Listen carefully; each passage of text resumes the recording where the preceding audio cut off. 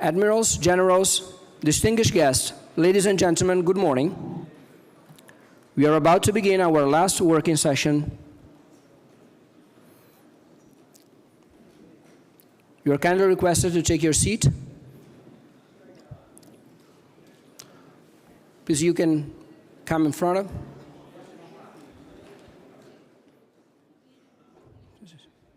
There are seats available in the front rows. Please come in.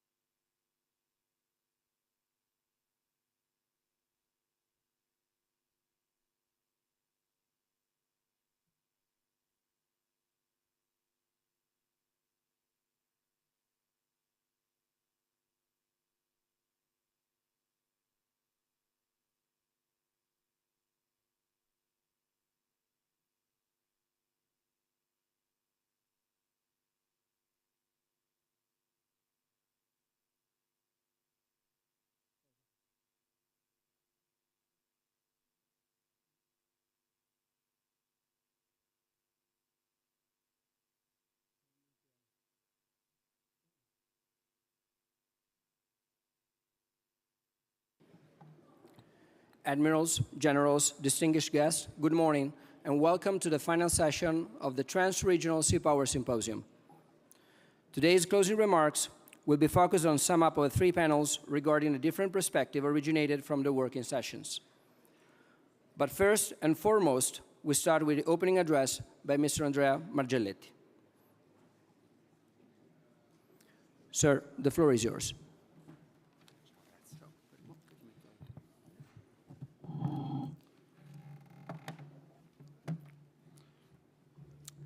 Good morning to each and every one. I will start with good news. This is the last time that you are, in some senses, obliged to listen to me. Admiral Credendino, Admiral Visconti, and other closer friends, good morning. During these days, we have discussed many issues. And I think that what we have seen, what we have perceived, what we have listened, was something that was quite unusual, not only because we share our opinion, but most of all we share our experience that are dictated by the areas of interest, the area of operation in which we work with, the civilian experience, the clusters between of a civilian environment and the political military environment as well. I think that we could summarize at the end of this symposium with a message: go green, go tech, go safe. But the three main lessons that I believe that we have to take into account. The first is that maritime domain has become increasingly complex. That means that we have to start to think and most of all to act in a different way as alliers, because the technology affect, the climate change affect, the differences between our interest could affect. And only undertaking a blue cluster approach as a comprehensive approach, we may face the different and the difficulties and the threats of the future. The second lesson that I think that we have to take into account is something that have to be normal in reality, but sometimes, you know, obvious is never for granted, and is we have to act together. Not only in terms of we are part of the same allies, EU, NATO, or different system of coalition willingness, but to act together between industries, between navies, also navies that has different tradition, and with the civilian actors as shipbuilders and environmental society. This is the only way to perceive and to preserve what the sea is for us and have to be for us for the future. And the third, that navies still play, and I think is a leading edge in the revolutionary technology approach of our world. We have seen that we work over sea, under the sea, over the sea. And when I say over the sea, I say that the space, the cyberspace, and all of this is a part of just one point. We have to continue to consider the ship as a city, as a system of a system, in which the technology and the most important part of a ship, the crew, will continue to be not only part of a task unit or task group, but most of all, also ambassador. We have seen as the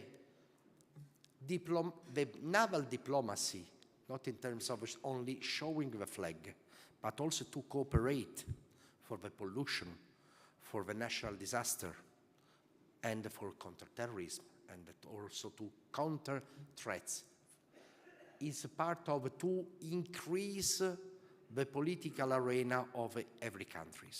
So to work together is the only way to survival, not only to win. So to each and everyone, let me tell you, and to go towards the end of my speech, is for all the civilian have a good job. I think that this is an incredible, and thanks to Ammiraglio Credendino for this terrific experience, especially for me. And I think that many people in the civilian has learned a lot about what means being a sailor, what means is to work with the navies. And for the people in blue, let me tell you, good hunting. Thank you very much.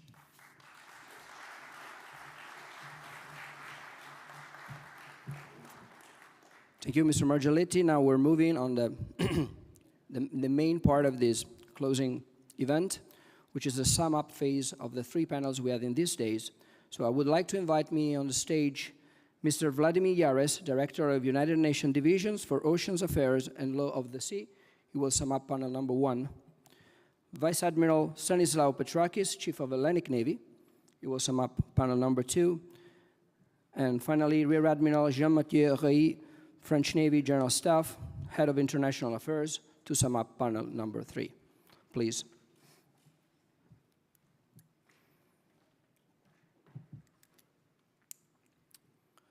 For this phase, we're going to follow the same rules we followed during the panels. So the 3 panelists will have each own speech between 10 to 15 minutes, and we will have, after that, a small part of Q&A session. Mr. Yares, you have the floor. Thank you. Thank you very much. Admiral Corendino, Chiefs of the Navy, Excellencies, ladies and gentlemen, first of all, I would like to transmit Admiral Martorell's apology to the audience for not being able to present the conclusions of the first panel of the 13th Trans-Regional Sea Power Symposium, as he had non-extendable national commitments. And I have the pleasure and the honor to deliver these conclusions on his behalf. Secondly, I would like to thank the panelists for sharing their experienced perspectives and insights on the blue economy, enriching the discussion and paving the way for an interesting debate. Finally, thank you very much to the audience, as your participation created a fruitful and interesting exchange of views. As Admiral Martorell highlighted in the presentation of the panel, the sea has provided the mankind valuable opportunities of social development, economic well-being, and prosperity. The relation between nature and human activities has evolved to a more complex pattern of interactions, creating an associated flourishing economy that includes nowadays an extensive range of activities: sea lines of communications, ports and infrastructures, fishing, oil and natural gas production, extraction of minerals, pipelines, undersea submarine cables, leisure activities, etc. These activities have increased in parallel to human and social growth and development. The risk of an excessive pressure on the marine resources may alter the balance between the capabilities of our oceans and the necessities of our societies in terms of natural resources, turning this unique relation into a lose-lose condition. And that is the reason for all to convey that our seas need to be protected and be made more sustainable and resilient, optimizing our human activities, developing focused technology, deploying superior surveillance capabilities, and promoting proper legal frameworks. We count on the navies to achieve this goal. They can play a central role and work to generate synergies and effective shared solutions. But we also count on all the maritime industry and stakeholders conscious of the necessity to face common challenges and provide agreed and comprehensive intergovernmental and multi-agency solutions. Among these challenges, we find the decarbonization and the environmental sustainability requiring a reasonable change in the model of energy consumption. Digitalization, which should lead to an enhanced maritime industry connectivity, including infrastructures and logistics services, and using technologies to data treatment, artificial intelligence, digital twins, 5G extensions, and digitalization of administrative processes and procedures. And innovation, which is an horizontal challenge that will boost the decarbonization and the digitalization. 2022 marks the 40th anniversary of the adoption in April 1982 and opening for signature on 10 December 1982 of the United Nations Convention on the Law of the Sea. As Mr. Jarres explained in the first speech, the legal framework for the oceans provided by the Convention underpins states' approaches to the management of ocean spaces, resources, and the activities occurring therein, and multilaterally provides for the clarity in relations in the conduct of ocean affairs. Naval and other 11 national entities, such as Coast Guards and maritime police forces, are central to the effective implementation of these frameworks, with actions ranging from surveillance to monitoring to control. With the ever-increasing use of the ocean and the rapidly growing diversification of these uses, effective control of the maritime domain also grows more challenging and may require additional and new engagement of state assets. Implementing the regime set forth by UNCLOS also requires states' action on several fronts, which may draw on the capacities of navies and similar entities. Ocean affairs and the law of the sea are also in constant evolution, and so as the United Nations to adapt to it. Latest resolutions on the oceans and law of the sea and sustainable fisheries, adopted in December 2021, intend to address new realities and challenges together with the conservation and sustainable use of marine biological diversity of areas beyond national jurisdiction in 2017, which tackles the topics identified in the package agreed by the General Assembly in 2011, such as marine genetic resources, area-based management tools, including marine protected areas, environmental impact assessments, and capacity building with the transfer of marine technology. The case of the Evergreen demonstrated the far-reaching impact of a small disruption to the supply chain in a strategically essential waterway. Shipping is essential to the peace and prosperity of the global commons, as Mr. Platten reminded, and the free flow of trade must be maintained.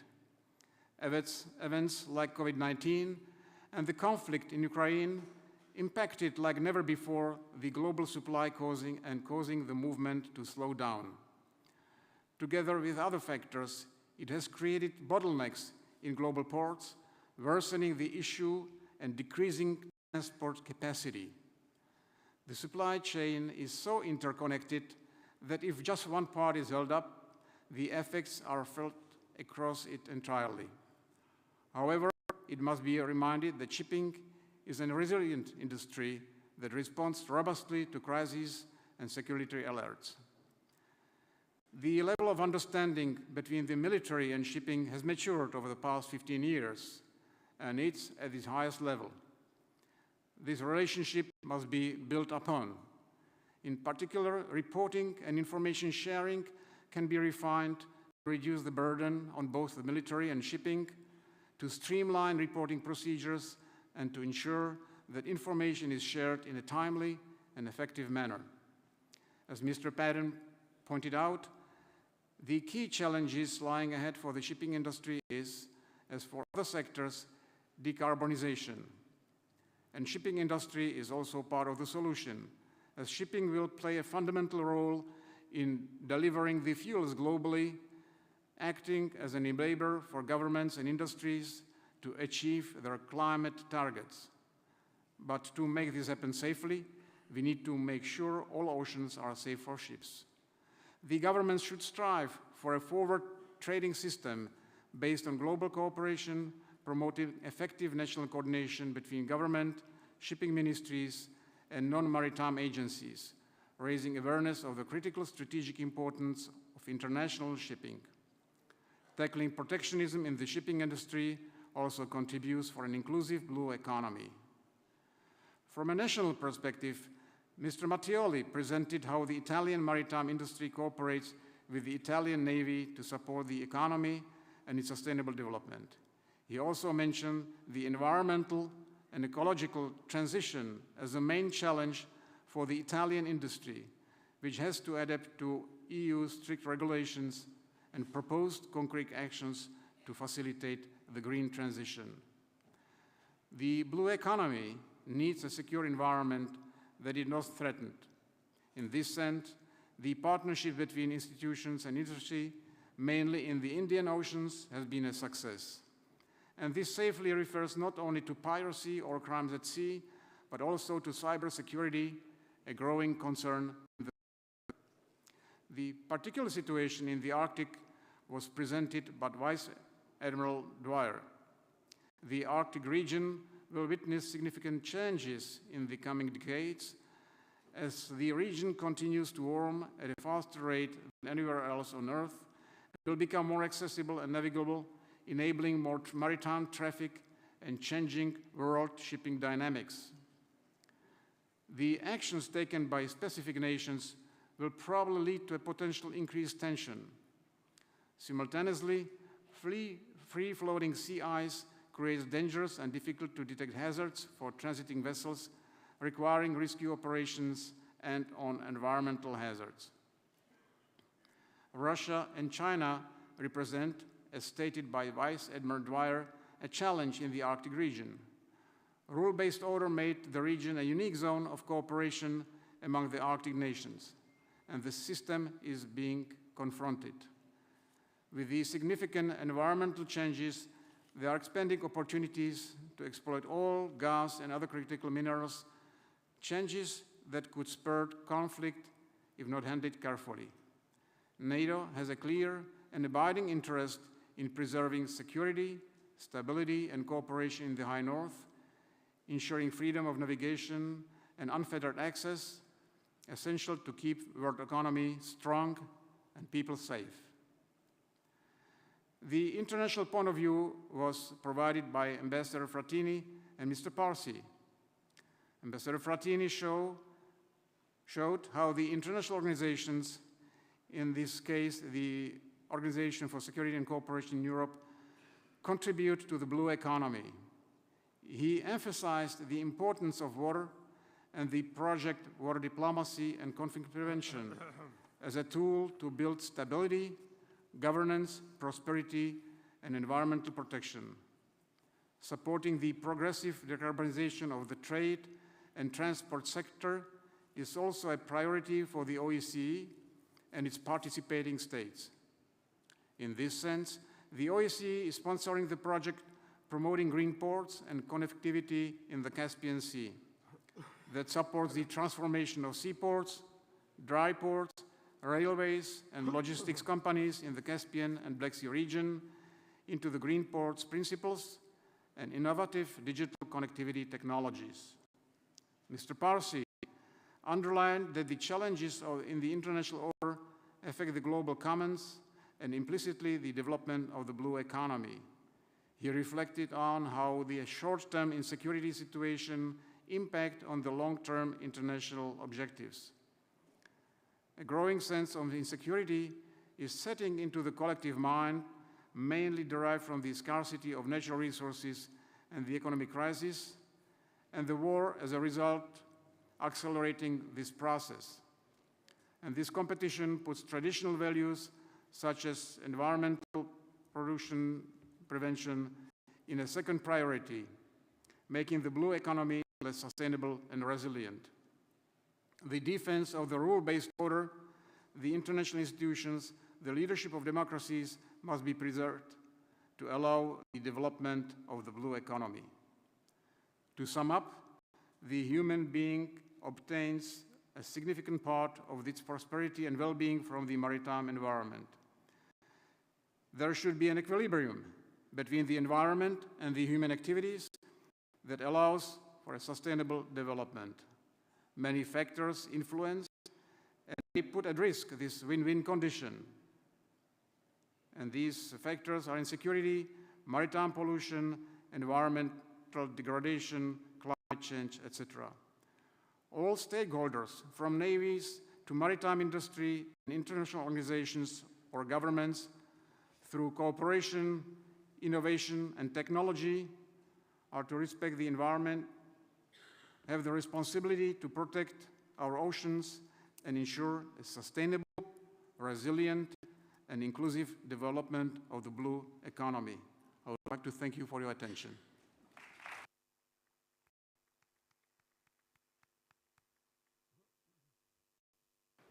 Mr. Harris, thank you very much for your insights. Admiral, the floor is yours. Thank you. Dear colleagues, distinguished guests, ladies and gentlemen, the theme topic of the second panel touched up two terms that perhaps are more relevant than ever nowadays. Technology development and competition are terms which hide contradictory meanings. On the one hand, they direct towards innovation, growth, improvement, and prosperity in the future. On the other hand, they bring questions in areas such as sustainability, environmental protection, and overexploitation, as well as ethical issues. Yesterday, the symposium offered us an excellent opportunity to see our reflection in the future, and our host, the Italian Navy, selected wisely a panel of experts who gave us a multidirectional approach on the subject, covering the industrial, financial, military, governmental, and market domains of our lives. At this point, I would like to address my Navy colleagues. Since our era is characterized by complexity and high uncertainty, as our experts yesterday pointed out, it's not just technology, but the corresponding strategy of using that technology across the spectrum of conflict that would result into a competitive edge. Consider the fact that we have started withdrawing human factor from the fighting capacity by deploying drones and autonomous or semi-autonomous systems, and the question remains relevant. How much should we rely blindly on technology? Where should we position humans on the decision-making loop? Moreover, how adaptation to change? However, we, the Navy leaders, possess all the necessary high-level qualities for this technical, scientific, and cultural challenge, which is ahead of us, and we have the skills of naval diplomacy as an instrument of cooperation, dialogue, and prosperity among our nations. Nevertheless, naval and merchant fleets constitute the maritime dimension of the national power for all our countries. Their close collaboration in technology development remains highly important for both. Therefore, we have to work together with the industrial domain in order to reach technically feasible, adequate, and economically competitive solutions, ensuring the environmental sustainability. The energy transition is not an option, but a necessity. To this end, we have to unify our efforts towards green technology, ensuring energy adequacy and a better future for the generations to come. It is well known that the global economy relies primarily on the sea, either as a means of moving people and commodities or as food and resources provider. Thus, the role of the naval and merchant fleets is of high importance. However, equally important are the international organizations in service of maritime safety. Thus, it is very motivating when we recognize their continuous efforts to perfection through digitalization and the extensive use of new and innovative technologies able to give a decisive impulse to human endeavors. Dear colleagues, distinguished guests, the substantial use of dual-purpose or smart technologies such as 5G, drones, and artificial intelligence earmark our days and signify our future. Energy constraints and environmental protection lead the way for more innovative solutions and demand synergies for common research and development efforts. We are all looking for faster, cheaper, and easier solutions, while we have already become, even in the Navy, big data analysts in order to be able to handle the plethora of information we possess.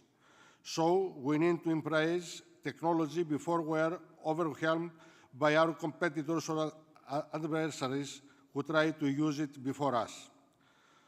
Our experts expressed their concerns regarding infrastructure and preparedness, which are required for innovation to flourish. At the same time, shipping industry signaled its capacity to deliver advanced platforms able to grow during time with a plug-and-play concept supporting future requirements.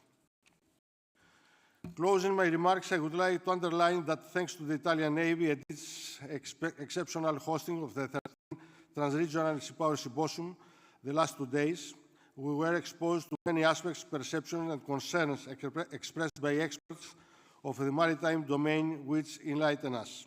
So, let me express my strong belief now it's the time to move from smart ideas and triggering thoughts to thoughtful decisions and tangible actions.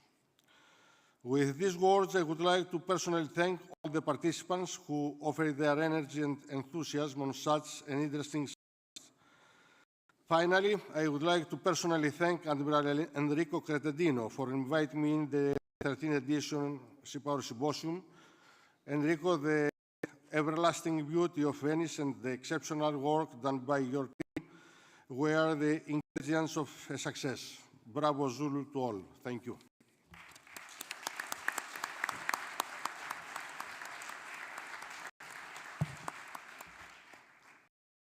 Thank you so much. Appreciate it.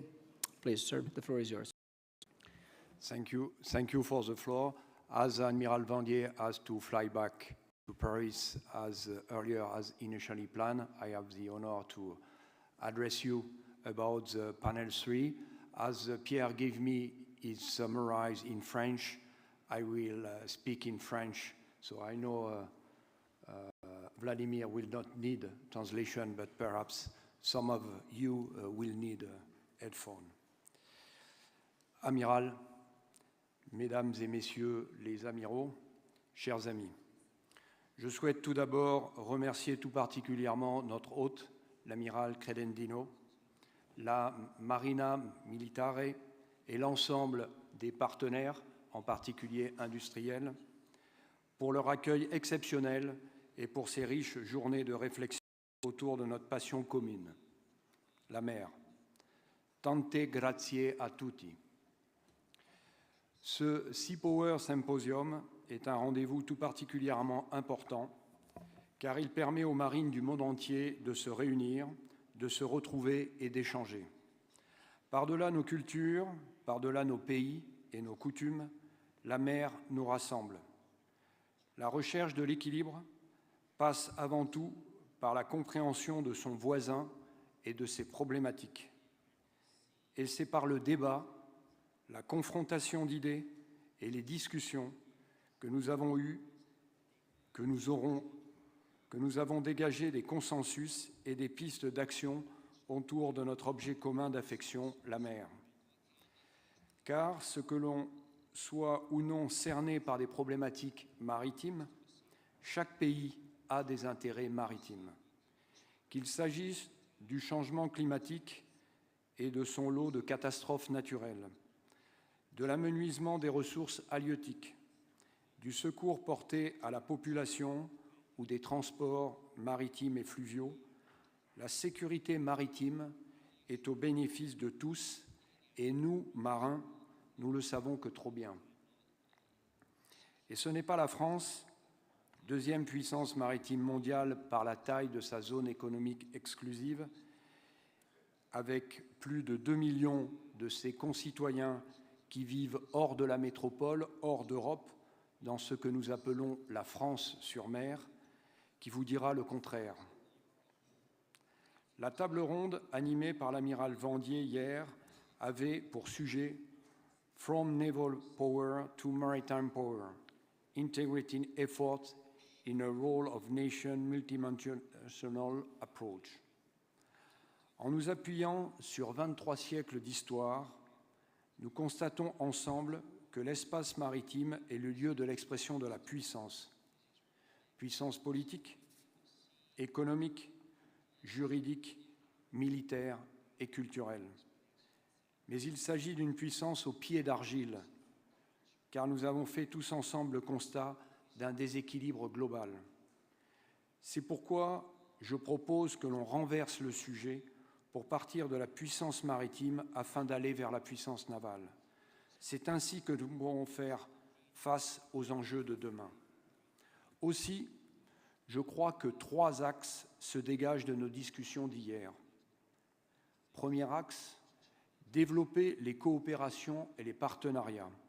Se connaître et se comprendre permet de démultiplier notre efficacité et d'utiliser de manière plus efficiente nos moyens qui sont par nature limités. Ainsi, l'intégration des efforts de l'ensemble des forces vives d'une nation a permis de diviser par 4, puis peut-être à terme de supprimer les actes de piraterie dans le golfe de Guinée. Les partenariats peuvent aussi se tourner vers des acteurs privés et technologiques avec de nouvelles méthodes qui rassemblent les énergies étatiques et privées. Ensuite, deuxième axe, anticiper et prévenir. Nous avons conscience de ce que l'instabilité, la contestation et la confrontation sont les marques du monde actuel. La guerre de haute intensité a fait son retour sur la mer et nous devons être préparés. Nous ne pouvons faillir à notre mission première, celle de servir et de protéger. En particulier, lors du panel, nous avons relevé qu'une protection précoce est nécessaire afin d'atteindre le point de non-retour. Historiquement, la défense a tendance à s'organiser après le déclenchement de la crise, alors que c'est l'inverse qui doit se produire. Nous avons entendu hier une suggestion intéressante qui visait à transformer le Maritime Domain Awareness en obligation pour les États, plutôt que de la considérer comme une occasion commerciale. Ainsi en va-t-il de la protection des infrastructures maritimes, y compris sous-marines. Elles ont toujours été précieuses. Nous avons toujours su qu'il fallait les protéger, mais c'est l'actualité qui nous donne l'impulsion vitale pour intervenir. Enfin, troisième axe, nous avons collectivement noté une forme d'urgence à agir. Allons-nous assez vite dans nos efforts maritimes communs? Dans le golfe de Guinée, c'est un succès encourageant. De la même manière, là et ailleurs, il est nécessaire de protéger ce qui va sous la mer, et ce, sans attendre. Parce que nous avons décidé de vivre avec les requins, nous aussi, nous prendrons des mesures de protection adaptées dans un monde de requins. Les tensions et les pressions se renforcent. Elles pourraient nous conduire à multiplier les conflits. Ce que nous voulons, à l'inverse, c'est gagner la guerre, la gagner avant qu'elle n'éclate. Amiral, Mesdames, Messieurs, la puissance maritime est une somme d'atouts, c'est un investissement qui nécessite des efforts réguliers dans la durée. Il nous appartient aujourd'hui de travailler les uns avec les autres afin de défendre nos pays, mais également nos intérêts partagés, et ce, de manière précoce, pour rester fidèles à cet espace libre et commun qu'est la mer, mer où nous avons choisi de servir ensemble. Je vous remercie.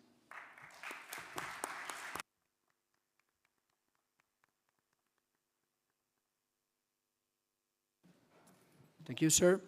Now, we're opening the Q&A session. Does anyone want to ask a question? Please raise your hands.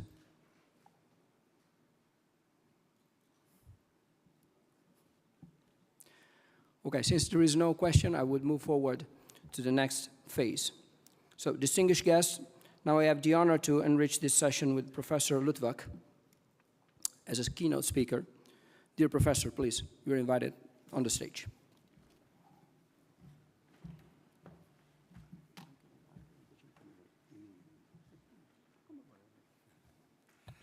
So my subject is the Ukraine war.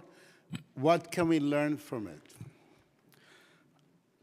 First, the logic of strategy. The reason why everybody fails in war, or most people do, is because the logic of strategy is not normal logic. If you want to drink coffee, you go to a coffee bar. Strategy, everything has to be contradictory. So NATO was very weak in the last 15 years, very weak. In fact, in Europe, they were talking about a European alliance. Because NATO was so weak, the Russians attacked Ukraine. If NATO was very strong, they wouldn't attack Ukraine. But because they attacked Ukraine, NATO became very strong. Suddenly, there's a lot of action, enthusiasm, energy.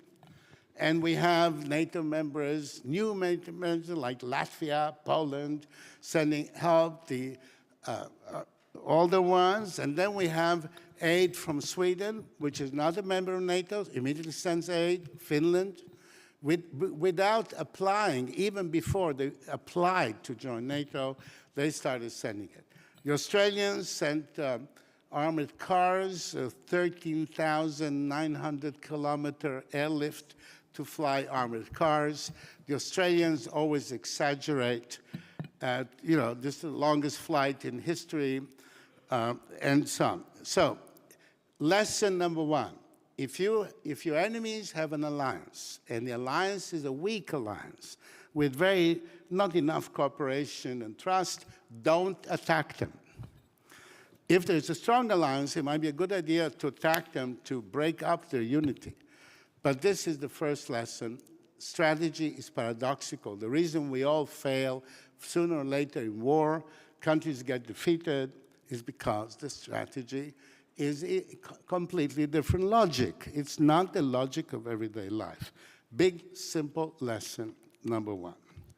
The second lesson of this war is that the role of sea power, the important role of sea power is always silent and invisible. Everybody saw videos of the Moskva, which is called a cruiser. Americans have destroyers which are bigger than this cruiser, but they're called the cruiser, and the cruiser gets shot in the Black Sea by a missile. This is the second episode of missile warfare since 1973. In 1973, the Israelis went with the little boats, much smaller than the boats, like a little bigger than gondola, and went into the ports of Syria and Egypt, sank all the ships. Since that time, polite people didn't talk about anti-ship missiles, because it ruins your day. But in Moscow was a big thing. We all saw the videos. A ship sank. Well, there are no videos of the Battle of the Atlantic. Russia has submarines. Even their old diesel-electric Kilo-class submarines could do a lot of damage in the Atlantic. And they have much better submarines than that. They have nuclear submarines. Then they have in the Kola Peninsula aircraft, long-range aircraft with anti-ship missiles. So they could attack ships in the Atlantic. Well, if they attack even one ship in the Atlantic, the bridge between the United States, Canada, and Europe would be compromised immediately. The traffic would go down like to 0.5%.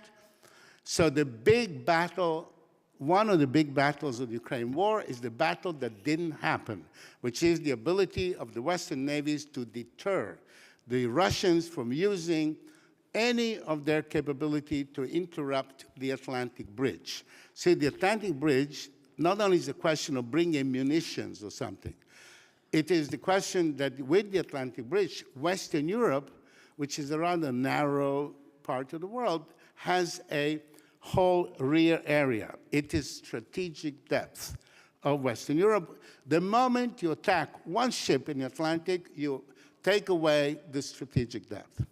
So, sea power is difficult for navies when dealing with parliaments and so on to explain sea power, because so much of what sea power does, importantly, is passive. Is when nothing happens that counts. The Moskva episode with the video of a ship being hit by a missile, burning, smoking, that is the small message. The big message is silence, okay? Third thing about strategy. Strategy is also difficult because strategy has different levels, completely different levels. And in each level, different things happen. The tactical level, that's just guys going, attacking other people, shooting them, shooting back. At that tactical level, that's how the war started. In February, in the early hours of February 24, elements of the Russian 11th Guard, the word guard in Russia, guardia, means elite. The 11th Guard air assault visualize people jumping off helicopters. Brigade, okay? This is a brigade. That means 3,400 people. Elements from that. Elements of the 31st Guards Air Assault Brigade land in the Antonov Field, okay? All of you have been to Kiev, I'm sure. It's such a beautiful place. The actual airport, Boryspil, is quite far from Kiev. They have another airport also far, but Antonov is an aviation company field very close to Kiev, very close to Kiev. You can walk from there if you like walking or running. So these formidable, super elite soldiers arrive in Antonov, which is walking distance of Kiev. They were supposed to rendezvous with 8-wheel vehicles, which are fast, coming down from Belarus and then going to Kiev. In Kiev, the President Zelensky runs away. His government dissolves. Ukrainians left without orders don't fight. They seize Kiev. That's the plan. Now, what actually happens is they arrive at the Antonov Field. There is people described in English as the National Guard. They're not National Guard. They're Carabinieri. They're Gendarmerie. They're military police. They tend to be middle-aged. They're not very fit. They only have Kalashnikovs. And what happens is that when the Guards Air Assault Brigade people arrive, these people should run away back to their wives and their children and so on. Instead, they fight like lions. Right? Now, 3 days before, I personally got into a fight with the gentleman of the Central Intelligence Agency who was saying that when the war starts, Zelensky will run away, the government would dissolve, the Ukrainians left without orders would not fight, and in any case, there is postmodern information warfare. Postmodern information warfare. There is hybrid warfare, fourth-generation warfare, hide this, hide that. So the Ukrainian soldier looks at his iPhone, sees words, images, surrenders. Well, what happened was something different. And I publicly quarreled with the head of this wonderful lady, who was the head of the national thing, in public through Twitter and so on. And, I came to the conclusion that they should, shut the place down, fire everybody, fumigate the building, fumigate and hire new people who are interested in foreign countries. Speak foreign languages, things like that. But I discovered, of course, as we all did, that the FSB, the Russian, gave the same exact information to Putin. So what happened? What happened is that in half a century without war, illusions happen, dreams happen. Postmodern this, postmodern that, fourth generation, and the word kinetic, was suddenly is a big word in military circles. We are post-kinetic. Kinetic is stupid people punching each other. Post-kinetic, electronic, super this, super that. They both drank the same drink. They both poor Putin, very misinformed. Imagine Putin is hearing that he can win in the whole biggest country in Europe in 24 hours without fighting. Why shouldn't he do it? The German government announces that if there is fighting, they will not stop Nord Stream 2. They will not supply weapons. They won't allow the British to overfly to give them weapons. And so why wouldn't Putin? I mean, I think Putin can go to court and defend himself. He was misled. Poor Putin, innocent person, misled by these intelligence people, his intelligence people and the Americans' intelligence people. His intelligence people, he put in Lefortovo prison, which is not so comfortable as the so-called sailors' rest in Moscow. They have a nice prison near the river. No, Lefortovo is not a nice place. Unfortunately, the CIA person is still not in prison. So now, the tactical level, that's where the first reality of the war emerged, fighting. Second, operational level. If you want to invade a country with armored vehicles, tanks and so on, you need to attack from many different arrows. So that if one arrow is stopped, the other arrows continue, and the ones who stop the first arrow become prisoners. They're left behind. But because they were going to seize Kiev, by coup de main, seize it with these air assault guys right away. The armor was instead in one long, huge column. Remember the satellite pictures? We saw thousands of tanks, thousands. That was the victory parade. You see, they take Kiev, then they go through Kiev, generating images. This is, again, postmodern information warfare. Images of tanks rolling and BMP, troop carriers, self-propelled artillery, endless column filmed the whole world showing that Russia is enormously powerful because the filming would continue, tanks. Therefore, they were one long line like that. Not multiple vectors, one long line. When the coup de main failed, when they couldn't seize Kiev, when Zelensky didn't run away, when the government didn't dissolve and Ukrainians started shooting. By the way, in Antonov Field, who was fighting there? First, the so-called National Guard, who were just armed police. Then there were all kinds of people. There was the Georgian volunteers. There's a group of anti-regime Georgians living somewhere in Kiev. There were some elite troops that arrived, some civilian volunteers, and they're the ones who defeated the Russians. So if you win tactical victory, you may not win the war. But if you lose the tactical battle, which is your opening battle of a coup de main, based on postmodern this and postmodern that, it's a very bad problem. Second problem, operational level. The long armored column meant no operational level fighting.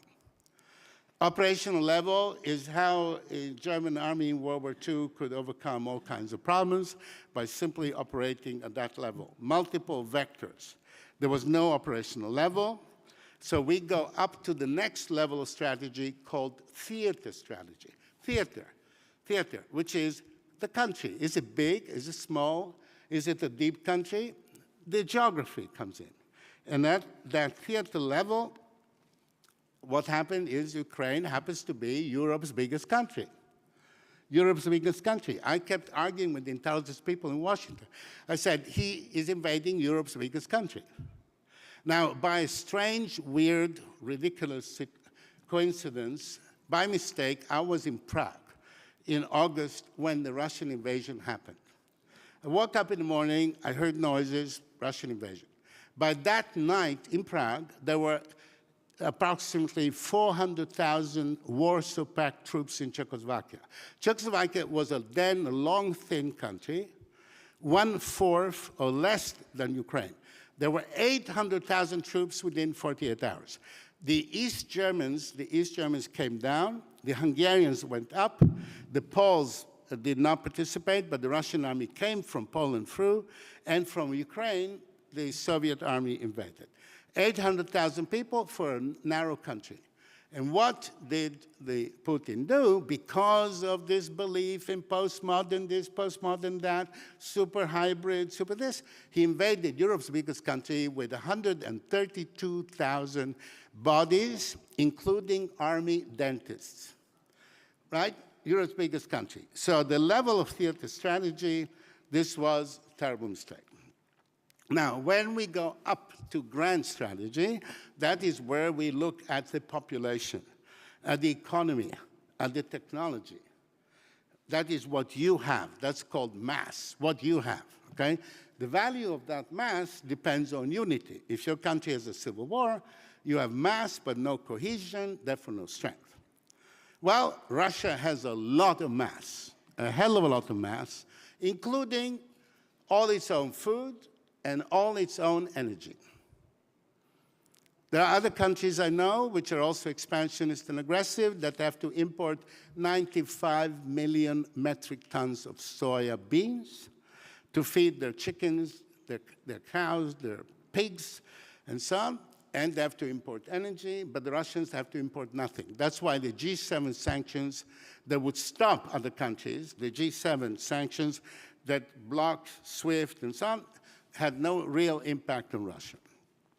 Level of grand strategy.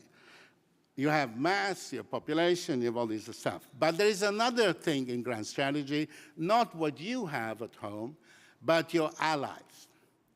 Your allies. you have enemies, allies, and neutrals. And the issue is how many allies the Russians have.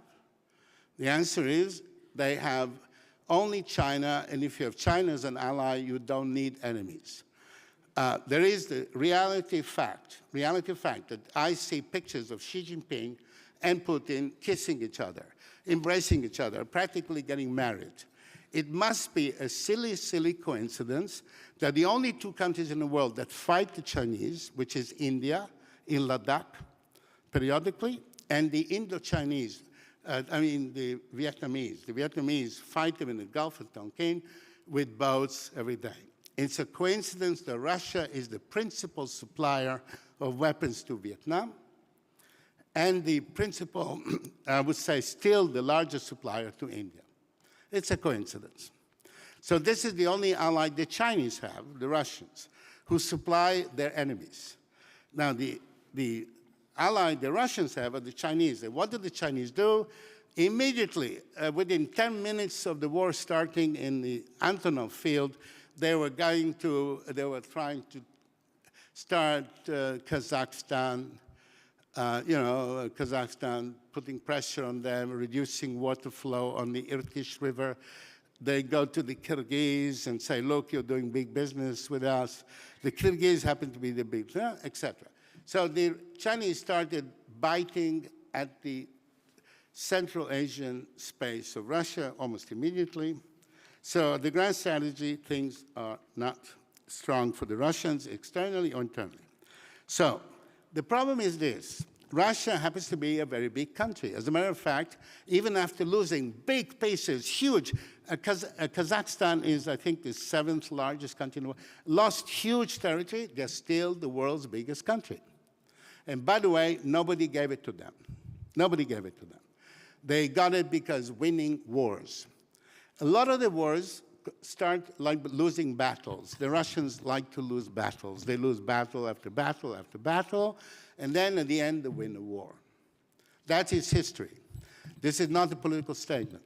Okay, now, the G7 sanctions that cannot stop Russia because they have their own food and fuel, those sanctions are observed by Chinese friends who depend on protein imports. They have 3 years of rice and wheat stored, but protein, eggs, yogurt, things like that, they never even existed yogurt in China. Now, if Shanghai people didn't get yogurt, they started saying they're starving, okay?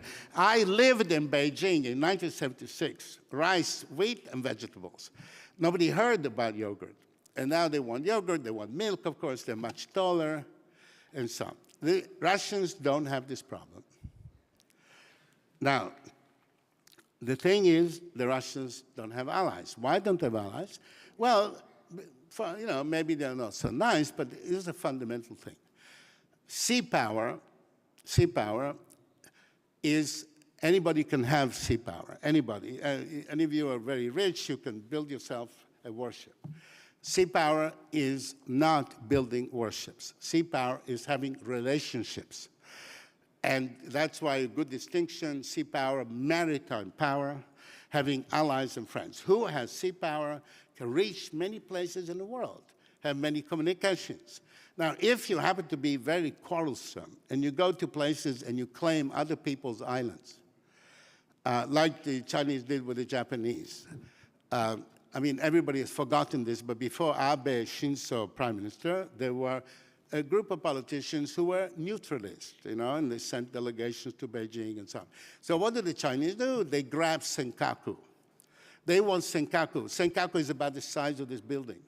For the Senkaku, they quarreled with Japan. Well, the Russians, as you can see, failed in their attack on Ukraine. They lost these battles. And, of course, the fundamental thing is that Putin did not declare war. He did not declare war. He did not mobilize the Russian army. Why? Because every battalion, brigade of the Russian army contains conscripts from 17 and a half to 20. And Putin apparently is terrorized of Russian mothers. He did not declare war. He has not declared war. So what did he do? He had this little army front force, not enough. Then they tried contract soldiers, paying them very well, very, very well, $3,000, $4,000 equivalent. But they discovered that Russia is a much richer country than they thought. Russians have a bad habit, they don't pay taxes. So when they offered this big money, a lot of people didn't come. So where did they get from? Buryatia. Buryatia is beyond Mongolia. They got people from Caucasus. They got Dagestanis. They got people like that. These contract soldiers were quite willing to fight, but they have trouble reading Russian instructions. They were not really well trained, and as you can see, the contract soldiers didn't do very well. Now he's recalled reservists. They have 2 million reservists on the books. They called 300,000. 200,000 will arrive in the next few days. But please remember, 200,000 is double the initial force. These reservists are double in number from the army that attacked Ukraine. And they represent only a very small part of the 2 million reservists. So lesson, a very simple one. It is that when a very big country attacks a small country, and a small country is smart and careful and winning, the big country tries something else. First, they tried with the line force. Then they tried the coup de main with the leader. Then the contract soldiers, the $4,000 a month soldiers. Now they're striking with the reservists. And at the end of the road, he can declare war. Please remember, he hasn't declared war. He can declare war, mobilize the Russian army, and so on. And then, in other words, this is not going to end quickly. Not going to end quickly. Now, the final thing is nuclear weapons. Now, the logic of strategy is contradictory. Only in strategy you can have a thing like this, a weapon too powerful to be useful. The nuclear weapon was developed to bomb Berlin. Then the Germans surrendered, so they dropped it on Hiroshima. Why? They dropped it in Hiroshima because when they fought the Japanese in Iwo Jima, where that island, very tiny island with very few soldiers, with very little equipment, it fight Japanese in Iwo Jima. Thousands of Americans died. They made 10 films from it, 50 books. They're monuments from the smallest island of Japan. So they calculated that to conquer the whole of Japan, 3 or 4 million soldiers would die, and President Truman, if he doesn't use the nuclear weapon, will be hanged in front of the White House. Not impeached, not just removed, right? Killing 3 million people when you have an atom bomb in your hand and you don't use it, right? So the nuclear weapon was born too powerful to be useful. The only exception was that of exceptional circumstances. I don't believe that Vladimir Putin is going to ever think of using nuclear weapons. This is just noise. But what he is going to do, he is not going to surrender. Now, of course, he might decide to retire and pursue his passion for preserving tigers in Siberia. I heard a lot today about sustainability, ecology. He's a great environmentalist. So maybe retire and go protect tigers. If he doesn't, this thing will continue. The one thing that will not happen is that somebody in the Kremlin will remove him, because they never do that. When Saddam Hussein was destroying the lives and homes and careers of all the Iraqi generals, they did not attack Saddam. They continued, and they all went to hell. When Hitler failed, none of his Nazis did it, and Putin will not be attacked by the people in the Kremlin. So it's not a nice news, but strategy has never been a happy thing. Thank you very much.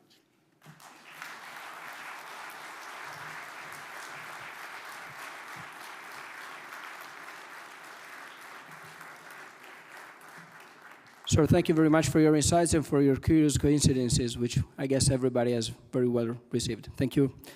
Now we're ready for a coffee break. 30 minutes coffee break will start up at 1100. Thank you.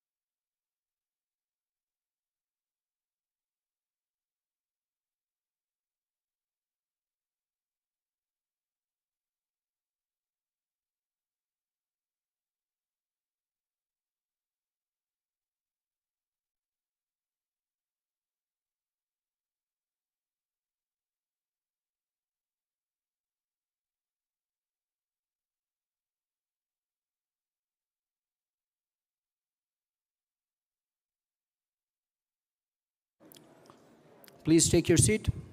Session restarting in 1 minute.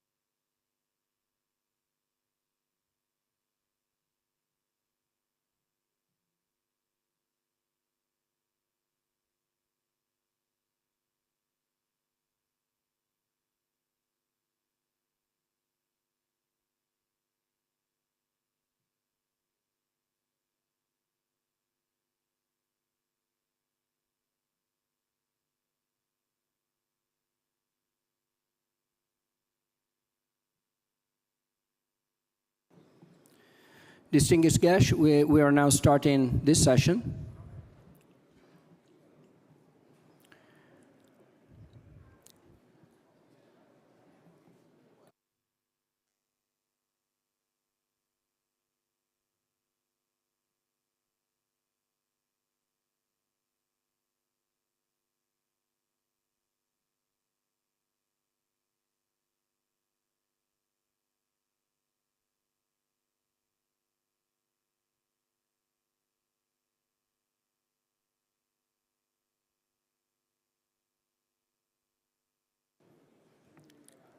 Distinguished guests, please.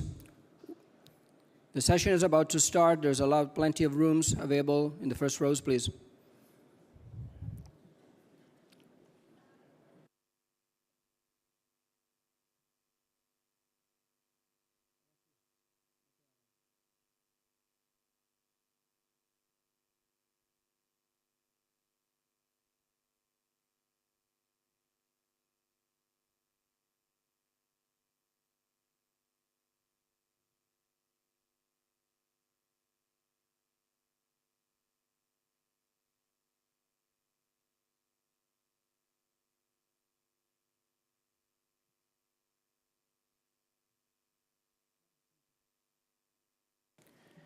Admirals, Generals, in the wake of the activities carried out in the spirit of social well-being, I would like to give the floor to Mr. Andrea Stella, Chair of the Monument Association, and protagonist of a story of unfailing determination, and I would add incredible courage. He will present the interesting array of activities of Spirito di Stella. Andrea, the floor is yours. Authorities, ladies and gentlemen, distinguished guests of the Italian Navy Maritime Symposium. Good morning to everybody. First of all, let me express my gratitude and many thanks to Defense Minister Guerini and Admiral Credendino for inviting me today to present the WOW project to such a very important audience. You will forgive me if, in order not to offend anymore your ears with my poor English, I will continue in Italian. So if you want to use your headphones, maybe it's important. Nell'agosto del 2000, durante un viaggio in Florida per festeggiare la mia laurea in giurisprudenza, sono stato ferito da 3 colpi di arma da fuoco esplosi da malviventi che stavano tentando di rubare la mia auto in affitto. Non avevo fatto assolutamente nulla e non avevo neppure reagito. Perdo l'uso delle gambe, ma decido di non rinunciare alla mia più grande passione, la vela e il mare. Per ritornare a navigare, progetto e realizzo la prima imbarcazione al mondo completamente priva di barriere architettoniche. Si tratta di un catamarano di 18 metri di lunghezza e 7,5 di larghezza, che nasce inizialmente per una mia esigenza personale, ritornare in mare, ritrovare il sorriso. Mi rendo ben presto conto che i benefici dell'imbarcazione possono però essere messi a disposizione di tutti. Il catamarano era in esposizione qui fino a stamattina e si è mosso verso Trieste per partecipare alla Barcolana 2022. Nel 2023 nasce quindi lo Spirito di Stella Onlus, un'associazione che si occupa di promuovere progetti di alto valore sociale, con particolare riferimento al mondo della disabilità e alle relative problematiche di accessibilità architettonica, grazie alla quale gratuitamente in quasi 20 anni di attività abbiamo permesso a più di 10.000 persone con disabilità di vivere un'esperienza di mare e vela. Nel 2017 lancio la prima iniziativa WOW e ricevo dalle mani del segretario generale dell'ONU Guterres la Carta dei diritti delle nazioni delle persone con disabilità, un documento riconosciuto e ratificato da più di 180 nazioni, e a bordo del catamarano la trasferisco da New York in Italia, attraversando l'Oceano Atlantico per consegnarla nelle mani del Santo Padre Papa Francesco. Lo scorso anno, ad ottobre, ho presentato al Ministro della Difesa il progetto di un periplo equatoriale intorno al mondo, con partenza in estate del 2023 e durata di circa 24-36 mesi, che offrirà l'opportunità di poter ospitare a bordo, nel corso di più di 80 tappe e in occasione delle soste nei porti, personale disabile della difesa, tra i quali gli atleti del gruppo sportivo paralimpico difesa GSPD e gli omologhi delle forze armate straniere, in un contesto inclusivo di totale condivisione ed integrazione, dimostrando che nulla deve essere precluso a chi ha una ridotta mobilità, nemmeno la possibilità di vivere in barca a vela in completa autonomia. Il catamarano, più che una semplice imbarcazione, vuole essere un nuovo modo di pensare. Il Ministero della Difesa, da sempre attento verso i militari disabili, con la policy da sempre adottata del non lasciare indietro nessuno dei suoi dipendenti, ha condiviso l'iniziativa e compartecipa al progetto, intravedendo l'opportunità di rendere omaggio e ringraziare tangibilmente tutti coloro che, al servizio delle rispettive nazioni, nell'adempimento del proprio dovere in patria o all'estero, hanno subito traumi o lesioni permanenti nell'assolvimento di compiti a tutela della pace e della sicurezza dell'intera collettività. Il periplo, che partirà da Venezia il 14 luglio del 2023, in occasione del 20° anniversario del varo del catamarano, che è avvenuto proprio qui, all'interno di questo arsenale militare, rappresenta un'iniziativa che è densa di significato e di contenuti di altissimo valore umano, etico e sociale, e per questo merita certamente particolare attenzione anche in virtù del coinvolgimento dei militari disabili di forze armate straniere che a bordo potranno condividere le loro storie, aggiungendo esperienze fondanti nel personale percorso di riabilitazione. La presenza a bordo del catamarano di personale accomunato dall'aver vissuto eventi critici in contesti del tutto particolari, oltre che generare una più ampia comprensione e rispetto verso coloro che hanno servito in armi le rispettive nazioni, offre una positiva ricaduta mediatica sia per la centralità della dimensione umana ad esso correlata che per la sensibilità mostrata verso il personale disabile. L'attività, così come concepita, sposa perfettamente le nobili finalità che ispirano la manifestazione Invictus Game, evento sportivo tra militari disabili nato nel 2014 su iniziativa del Principe Harry, presente in Olanda all'edizione 2022, e che, insieme al Capo di Stato Maggiore della Difesa, l'ammiraglio Cavo Dragone, e al Sottosegretario di Stato alla Difesa, senatore Stefania Pucciarelli, abbiamo incontrato e coinvolto per divulgare l'iniziativa a tutte le nazioni presenti. In aggiunta agli alti valori fondanti di integrazione, inclusione e condivisione che ispirano il progetto, voglio segnalarvi i seguenti aspetti da sviluppare in concorso con altri dicasteri ed eventuali partner interessati. Sostenibilità economica grazie all'alta visibilità che può generare profitti attirando nuovi investitori che sviluppino progetti legati allo Universal Design. Il telecomando della televisione è nato per una persona con disabilità, eppure lo usiamo tutti. Sostenibilità ambientale per impiego di energie rinnovabili, monitoraggio dell'inquinamento marino e delle specie protette. Raccolta dati per lo studio della biodiversità e dell'ambiente marino. Vogliamo monitorare le condizioni psicofisiche del personale disabile tramite una sensorizzazione, dai cibi alla biomeccanica, un laboratorio sulle onde per la raccolta dei parametri vitali nelle differenti condizioni meteo-marine che non sono replicabili sulla terraferma. Una funzione didattica, vogliamo coinvolgere gli istituti scolastici attraverso dei collegamenti web per la divulgazione del messaggio, progettare e realizzare per tutti. Ciò che serve a me va meglio per tutti voi. Promozione del Made in Italy e delle potenzialità nazionali per un turismo accessibile.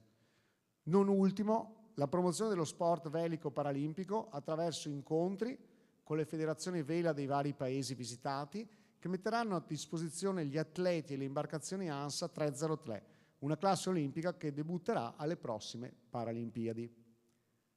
Rivolgo quindi a voi tutti un grande invito. Per favore, divulgate nel vostro paese questa iniziativa, coinvolgete i vostri militari a venire a bordo dello Spirito di Stella, in una delle navigazioni che faremo di trasferimento o nei porti che andremo a toccare.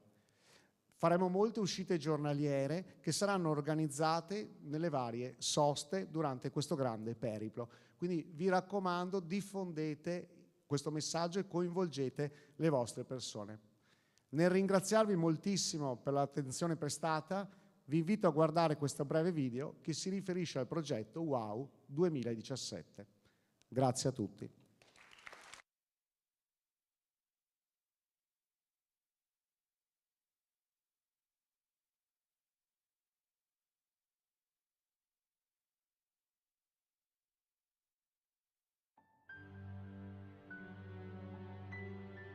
A battere i confini.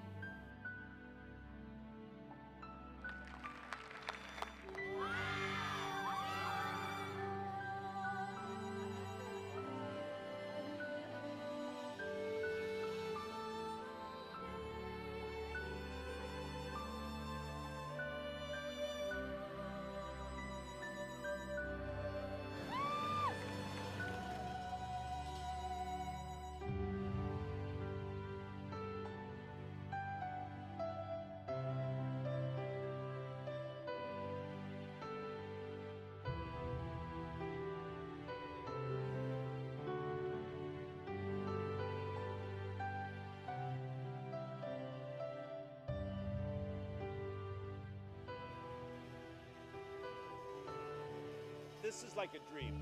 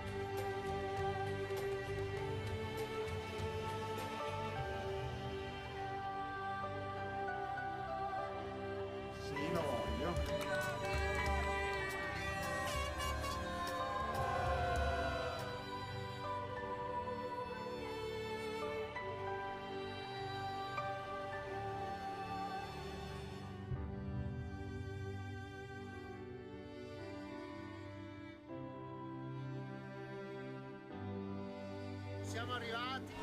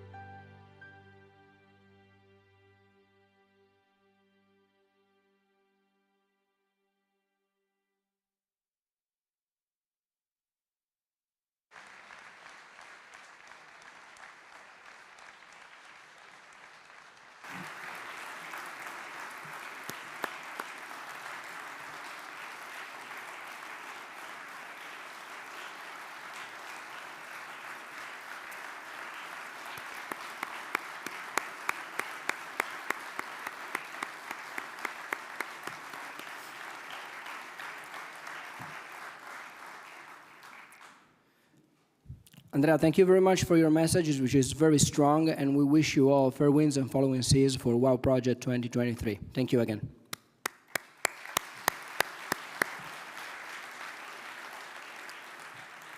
Now, ladies and gentlemen, in the wake of the sharing of experience and support within the maritime dimension, I have the pleasure to invite you to the next edition of biannual meeting Sea Future that will take place next June in La Spezia. In order to give you the possibility to have an interesting insight, I do invite to join me on the stage Ms. Laura Parducci, Senior Project Manager of Sea Future. Please.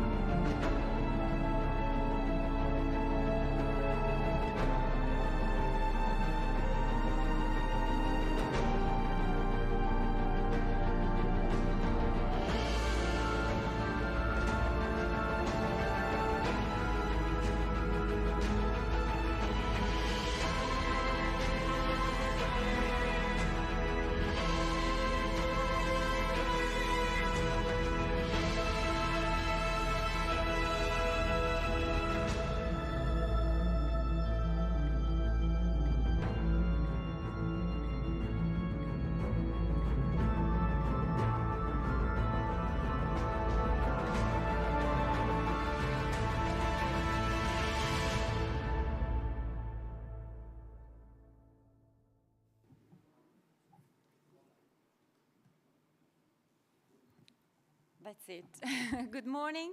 I'm Laura Parducci, and first of all, I would like to thank all the participants. I would like to say good morning to ladies and gentlemen in institutions, stakeholders, partner navies, to the Undersecretary of Defense, Mrs. Bucciarelli. And then on behalf of Sea Future and on behalf of my president, Cristiano Pagni, who's here today, I would like to thank the Italian Navy. First of all, and especially Rear Admiral Enrico Credendino for giving us the opportunity to be here today and to present the event in this prestigious event. So I would like to share a few slide presentation. What is Sea Future? Maybe some of you have already been in La Spezia for the event. Sea Future is at its 8th edition. It is a business convention for maritime dual-use technologies. It is unique because it is implemented inside a naval base. It's a business convention inside a naval base. Sea Future, we like to call it a hub on the Mediterranean Sea for the blue economy, where industry, academia, governments share knowledge and connect with the world's marine science and ocean technology communities. Sea Future is a model for industrial excellence and competitiveness, sustainability, and innovation. Yes?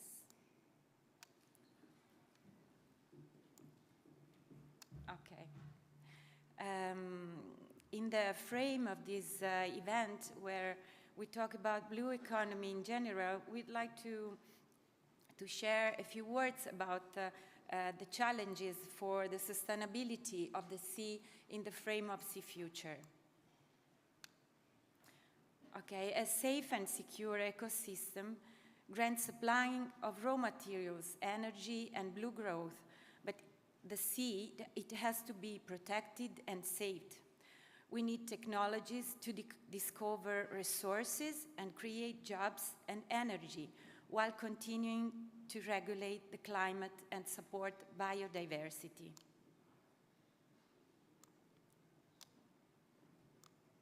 Sorry. Okay. We think that connection established during Sea Future can unlock the innovation needed to meet the needs for the next years, enabling long-term collaboration, problem-solving, and holistic strategies to explore, to harvest, and to protect the oceans. Sea Future fits, therefore, the Sustainable Development Goals set out in the UN Agenda for People, Planet, and Prosperity toward 2030, and it fits the integrated maritime policy of the European Commission. Grazie. And now a few words about the connection with the Italian Navy. Since 2014, during the semester of the Italian presidency of the European Union, our event has been enriched by the participation of the General Secretariat of Defense, which has favored the realization of Sea Future inside La Spezia Naval Base for the first time. Since then, the collaboration with the Italian Navy started, and the Navy is still co-organizer of the event today.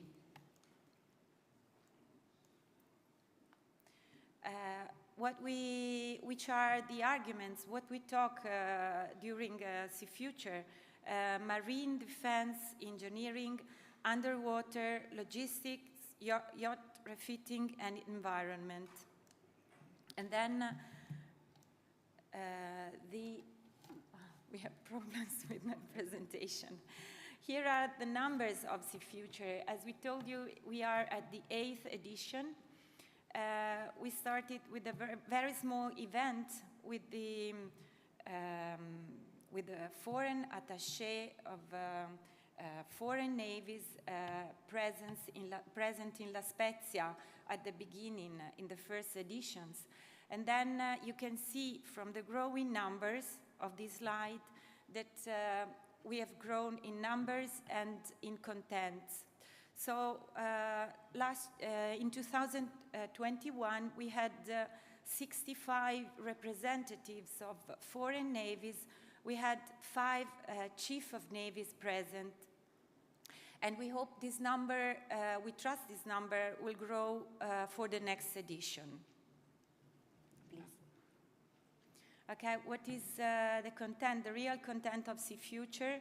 Dual use, refitting, green technology, maritime safety and security, electronic warfare and cyber defense, security, research and development, communication, information and navigation systems, underwater defense technology, naval new technologies and latest innovation.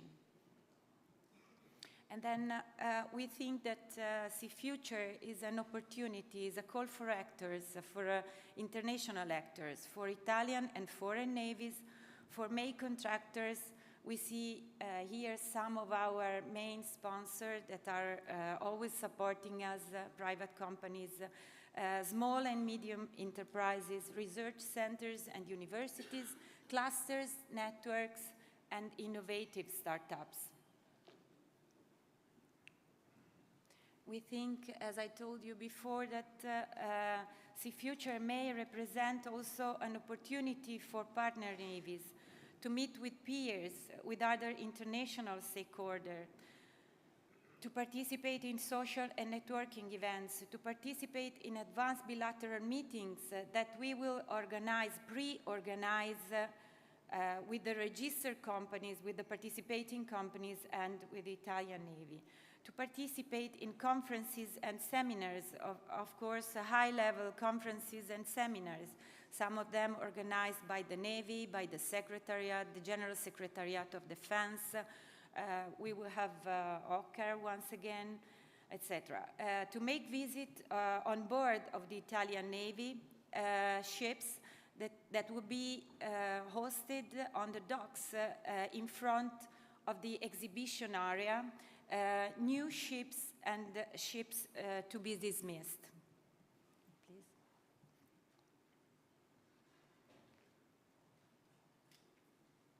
How? As I told you before, here you can see just a small picture of the previous location of Sea Future, of the last edition. Inside the naval base, we will have a dedicated exhibition area for industries. We will be able to make sea tests during the event, so we'll have a sea test area, an R&D area to show the results of the most significant and challenging research for the sector.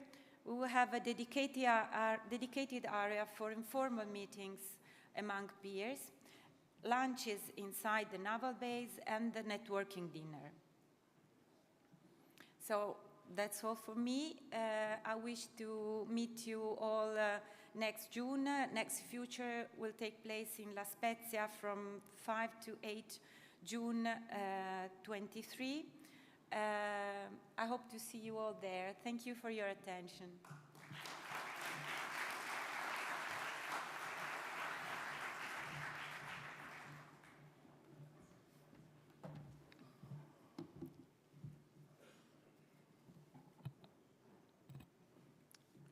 Distinguished guests, we are now about to come at the final greeting of this event. So I would ask Senator Pucciarelli, Undersecretary of State for Defense, to join me on the stage for a speech. Please, Senator.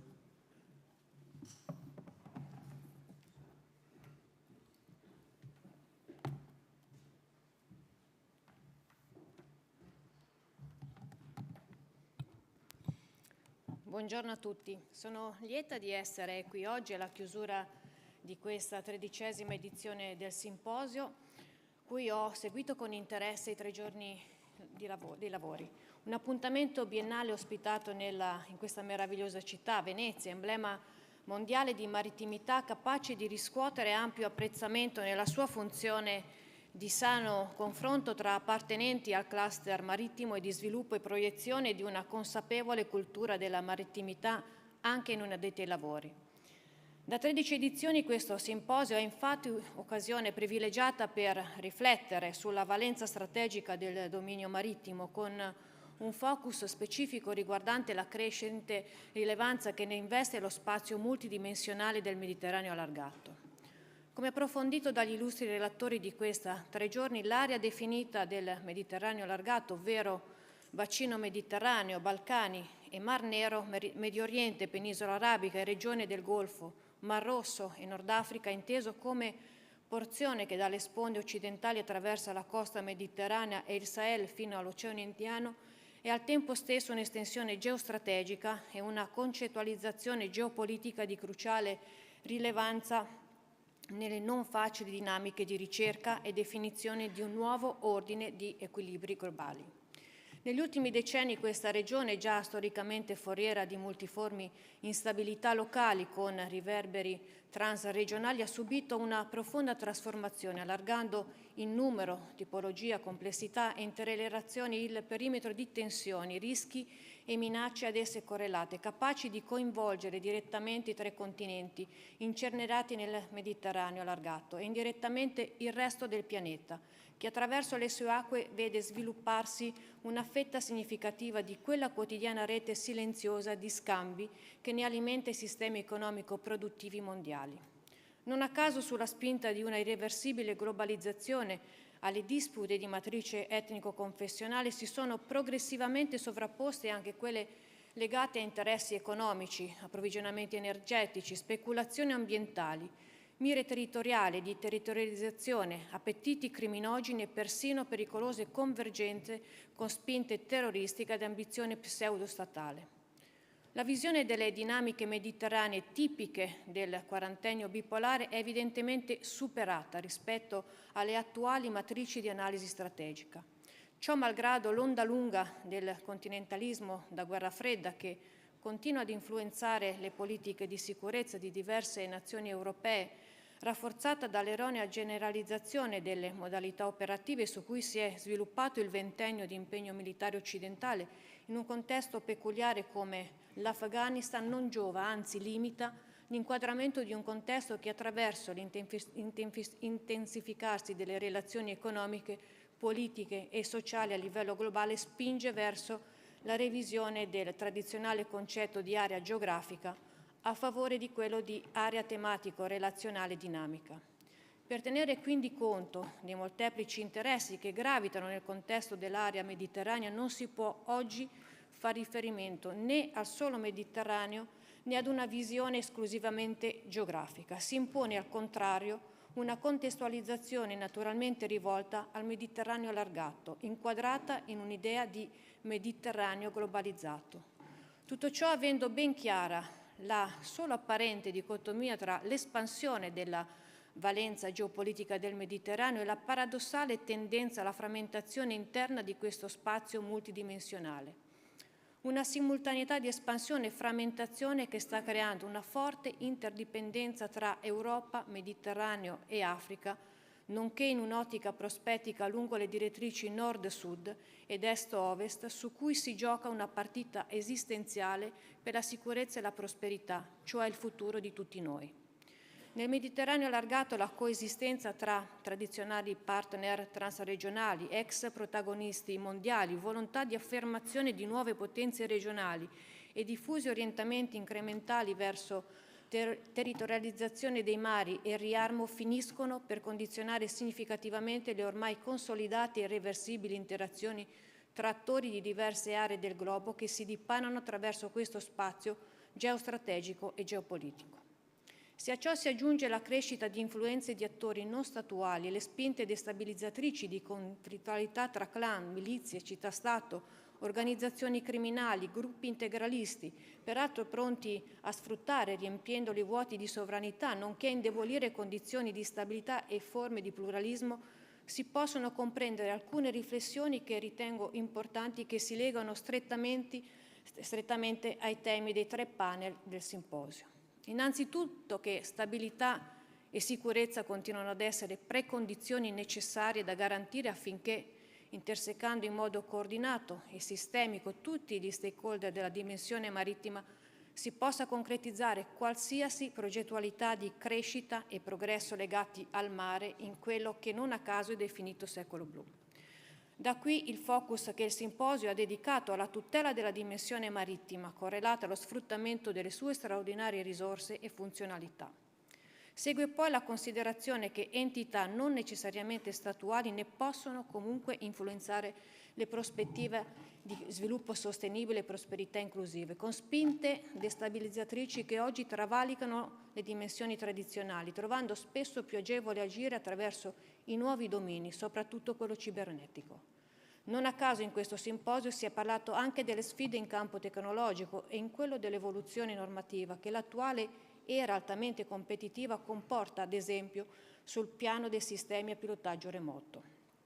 Altrettanto importante è la consapevolezza di un Mediterraneo allargato con una centralità strategica da microcosmo di sfide globali. Nel suo catalizzare in forma estremizzata dilemmi che attraversano l'intero mondo contemporaneo, come il rapporto tra Stato e società, tra individuo e comunità, tra politica e economia, integrazione e esclusione, tra identità, modernità, ragione, fede, sicurezza e democrazia. In questo senso la risposta a cui chiama il simposio è chiara: da potere navale a potere marittimo, attraverso l'integrazione coordinata degli sforzi in un approccio multidimensionale e trasversale all'intera nazione.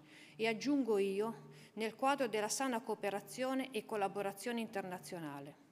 A questo aggiungerei la necessità, proprio ora, di istituire un nuovo organismo che possa essere o un Ministero del Mare o un segretariato per poter finalmente centralizzare in modo efficace e funzionale in un unico dicastero le molteplici trasversalità che interessano a 360 gradi il mare senza frammentazioni.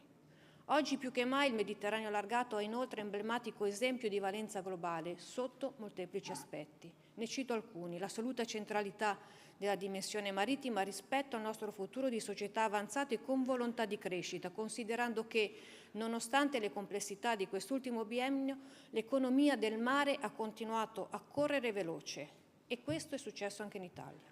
La sempre più stretta continuità e contiguità tra gli sforzi di difesa avanzata e le azioni di sicurezza interna dei nostri paesi a fronte delle spinte generate da pressioni demografiche, povertà, instabilità, scarsità idrica, estremizzazioni climatiche, desertificazione, insicurezza alimentare e flussi migratori oltre la soglia di un'integrazione sostenibile.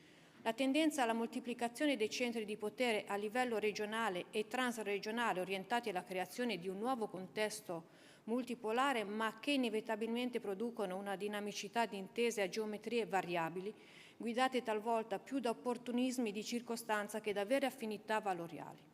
Si tratta di temi con forti implicazioni geopolitiche che richiedono consapevolezza e attenzione, non solo dagli addetti ai lavori come voi che ben ne conoscono portata e conseguenza, ma anche da chi ancora non riesce a superare una controproducente miopia del mare, dando erroneamente per scontato ciò che silenziosamente avviene ogni giorno nella dimensione marittima in termini di impegno per la sicurezza e di attività abilitanti per i nostri sistemi economici produttivi.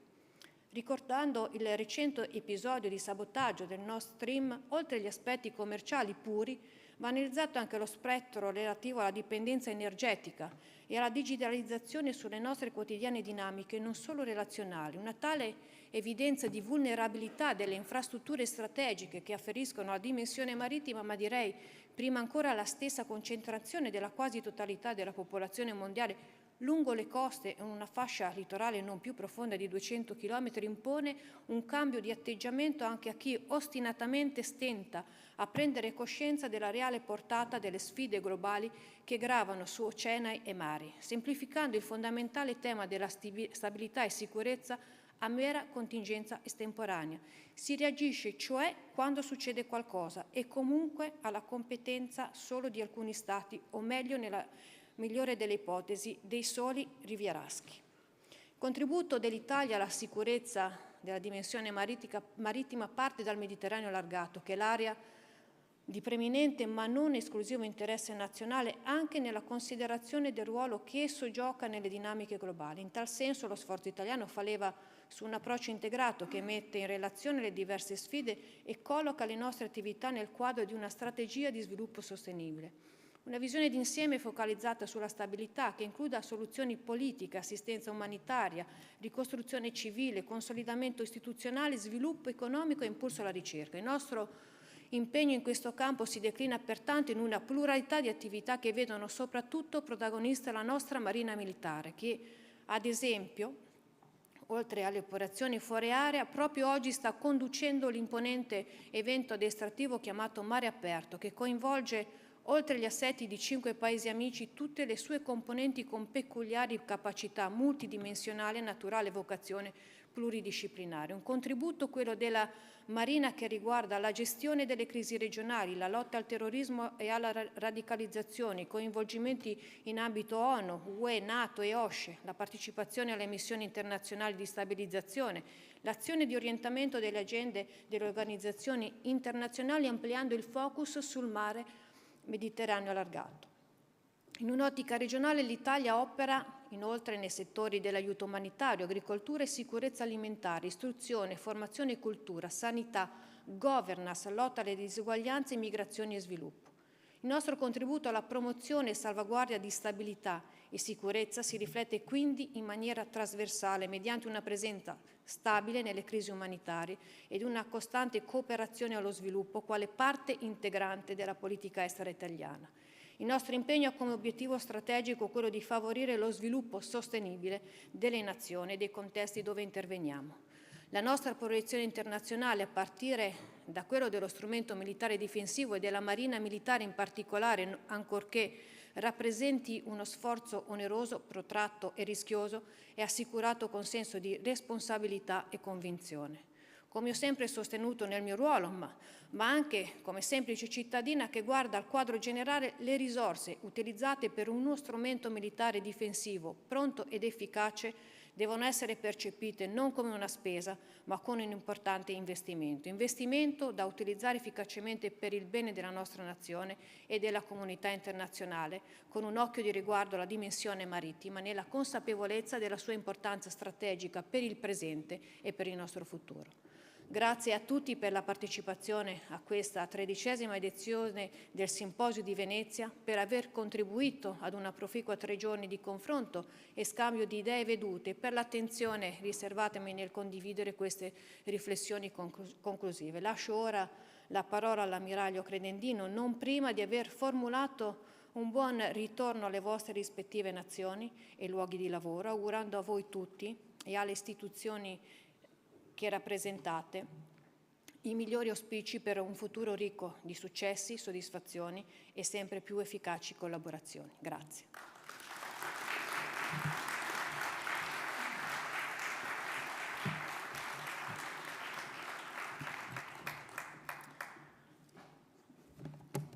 Honorable Undersecretary, with your permission, we will start the closing ceremony. Admiral Credendino, the floor is yours. Well, it's not a ceremony, don't worry. Nothing special, just a few words. Sottosegretario della Difesa, senatore Pucciarelli, grazie. So che la sua agenda in questi giorni è folle e quindi grazie per aver voluto trovare il tempo di presiedere a questa ultima giornata dei lavori della 13ª edizione del simposio che appunto è diventato transregionale. Abbiamo condiviso Palazzo Marina per oltre 1 anno e mezzo. Grazie anche alle sue deleghe, lei è stata molto vicina non solo alla Marina Militare ma ai temi della marittimità, e di questo il cluster marittimo lo sa, gliene è riconoscente e sono certo che continueremo a lavorare anche insieme nelle prossime settimane e nei prossimi mesi. Grazie anche per aver parlato del Ministero del Mare o del sottosegretariato. Ovviamente questa è una questione politica in cui io non entro, io sono un tecnico. Da tecnico ricordo che noi tutti rappresentanti del cluster marittimo sentiamo l'esigenza di una azione unificata dello Stato sul mare, cosa che in questo momento obiettivamente non c'è, ma non solo da noi, è una cosa comune un po' a tutte le marine qui presenti, e quindi una voce unica che parli appunto la voce del mare con le nostre autorità, quindi grazie di questo. Distinguished guests and representatives and delegates of all national and international organizations, fellow chiefs of navies and dear friends, ladies and gentlemen, Professor Magelletti and Professor Lutvak, I don't see him, busy in Ukraine now. Thank you for coming to this 13th edition of the Transregional Sea Power Symposium that has come to an end. I would like to express my heartfelt gratitude to all of you for your presence here and for your wise contribution. Your participation has made this 13th edition a success that we should be proud of. Maybe I should wear my glasses. I cannot see anything otherwise. On behalf of the Italian Navy, I would also like to thank the City of Venice for such warm hospitality and our sponsors, Fincantieri Leonardo. Vorrei ringraziare Andrea Stella, lo spirito di Stella, lo spirito di Andrea, passione, coraggio, determinazione, entusiasmo, ma soprattutto grandissima positività. Hai ricordato che nel nostro DNA, il DNA dei marinai, c'è una cosa che ci accomuna: noi non lasciamo mai nessuno indietro in difficoltà. Quindi questo è il messaggio che porterà in giro per il mondo. Io sto pianificando il giro del mondo dei Vespucci che durerà 20 mesi e partirà il prossimo anno, quindi ci incontreremo in mare, ma se non sarà il Vespucci sarà qualche altra nave grigia che sarà in giro per il mondo e saranno a tua disposizione per supportarti, essere con te. Quindi viva Andrea Stella, un altro applauso ad Andrea.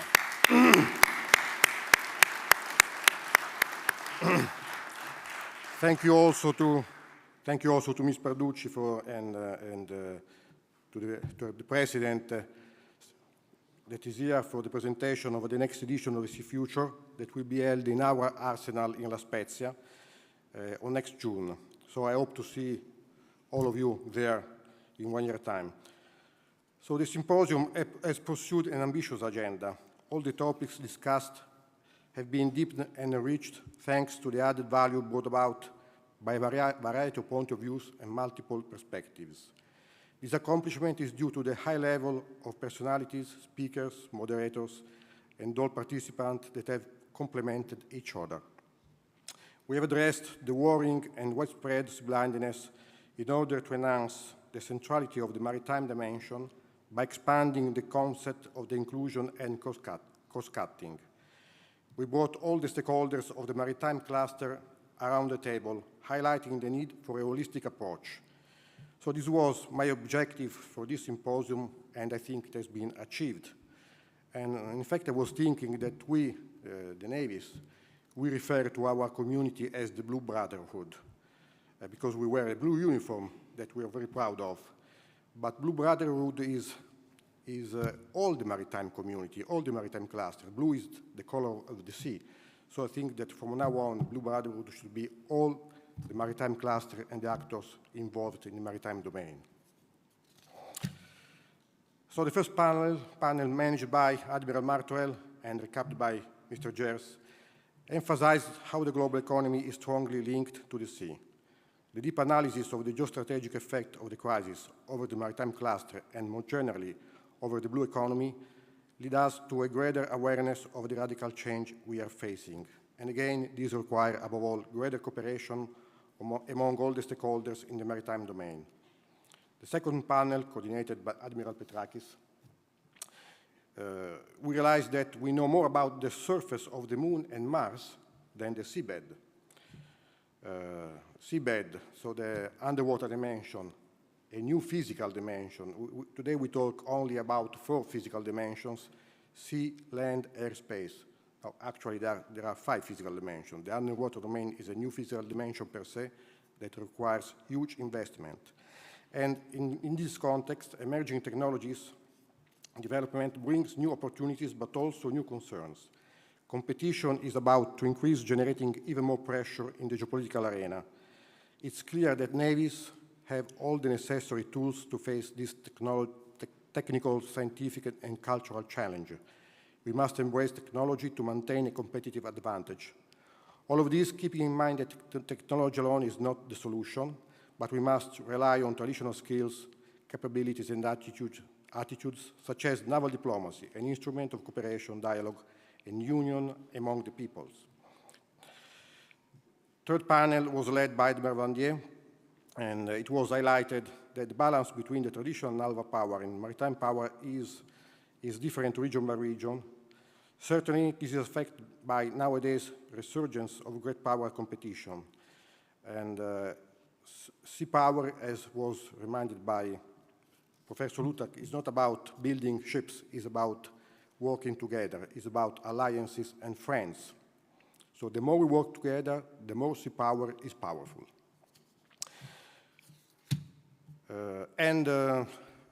First Sea Lord yesterday reminded us that we are admirals. It's our job, it's our responsibility to grant free and safe and secure seas. We are the security providers to the international community. We have to do our job.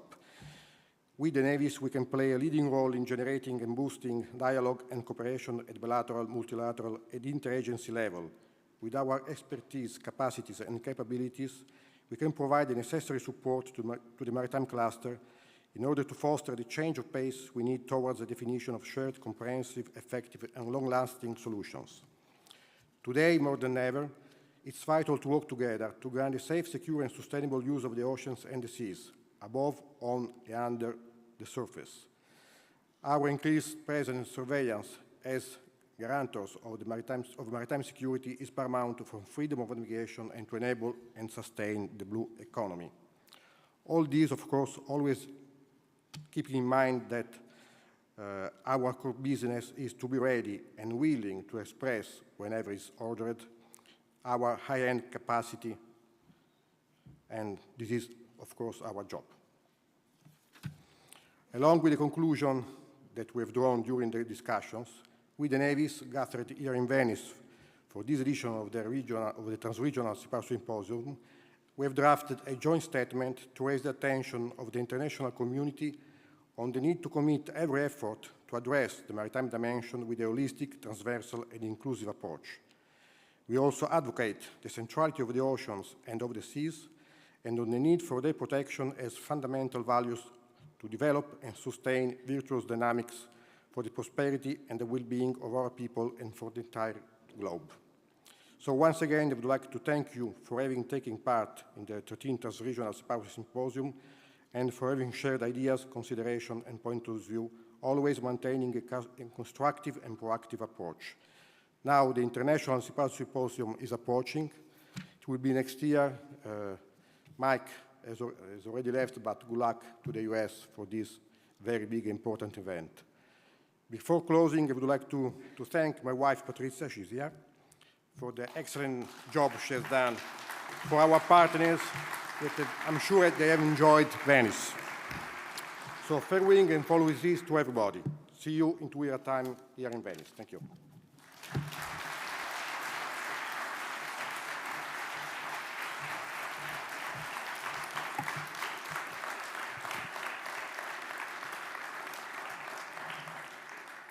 So this concludes the 13th edition of the Transregional Sea Power Symposium.